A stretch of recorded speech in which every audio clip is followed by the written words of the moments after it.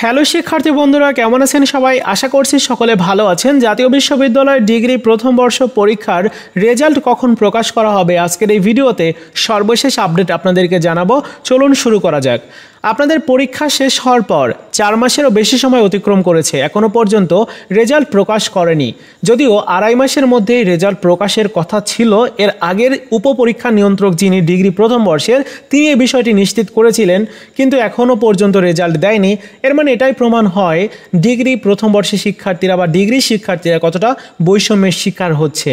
এখন কথা হচ্ছে যে আপনাদের ফলাফল কখন প্রকাশ করতে পারে।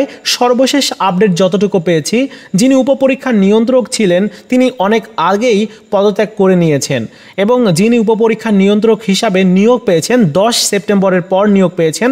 নিয়োগ পাওয়ার পর কতটুকু রেজাল্ট প্রস্তুত করা সম্ভব হয়েছে তার তদারকি শুরু করেছেন এবং রেজাল্ট নাকি প্রস্তুত হয়ে গেছে, যে কোনো সময় রেজাল্ট প্রকাশ করা হবে ওয়েবসাইটে, এমনটাই জানানো হয়েছে। তো রেজাল্ট আগামীকাল বা আগামী পরশু প্রকাশ করার প্রবল সম্ভাবনা রয়েছে। যদি এই সপ্তাহে প্রকাশ না করে তাহলে আগামী সপ্তাহে আপনারা 100% রেজাল্ট পেয়ে যাবেন।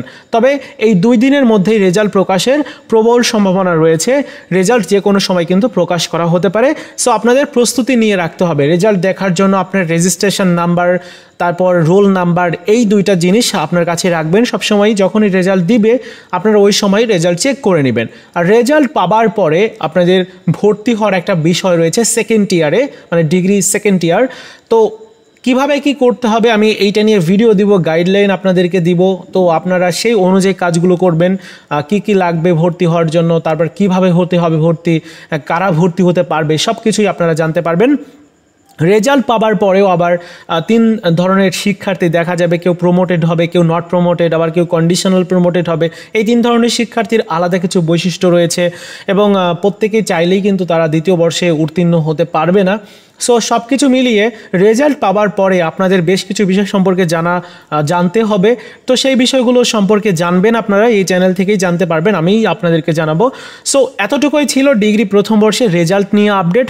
ভিডিওটি ভালো লেগে থাকলে লাইকস, কমেন্টস এবং অবশ্যই শেয়ার করে দিবেন। ধন্যবাদ।